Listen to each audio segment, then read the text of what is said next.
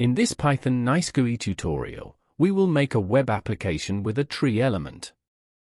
After entering the values into the input and text area objects in the application, I press the button.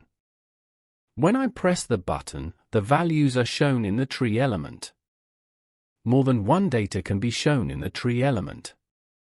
In the video, I will show you step by step how to do the application.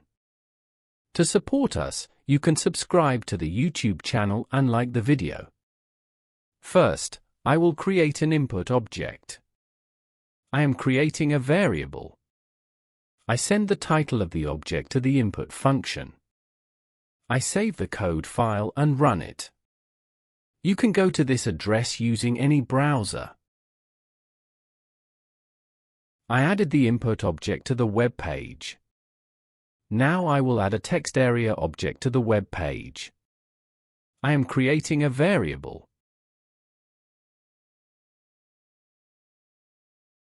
I send the label value to the text area object. I am saving the code file.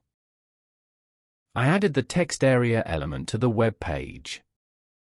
I added topic and description information to this text file. I will use this information in a moment. You can download the text file from the GitHub link in the description of the video. Now I will add a button object.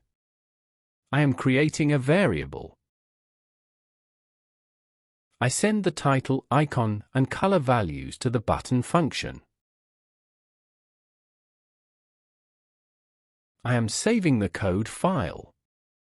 I added the button object to the web page. I want an action to occur when the button is clicked. To do this, I will define a function using the onClick property.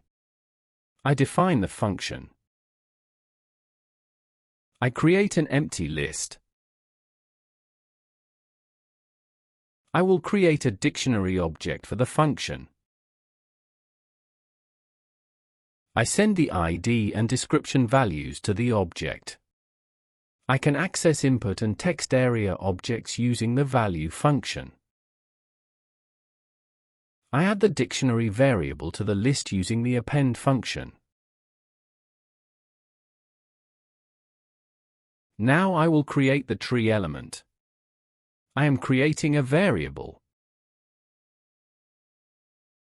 I am sending the list to the tree function with the ID, description, and children values.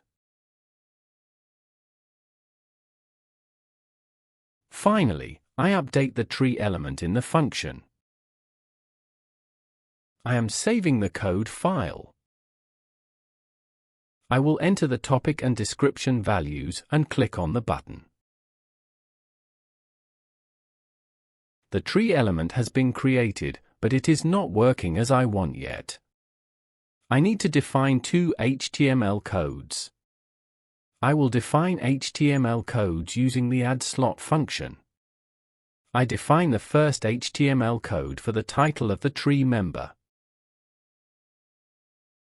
I define it using the span structure. I define the second HTML code for the body part of the tree member. Again, I define it using the span structure.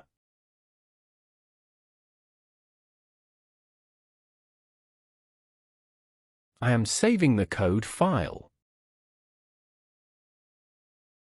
After entering the values into the input and text area objects in the application, I press the button. When I press the button, the values are shown in the tree element. More than one data can be shown in the tree element. I can give it a few tries. In this application, we learned how to use the tree element.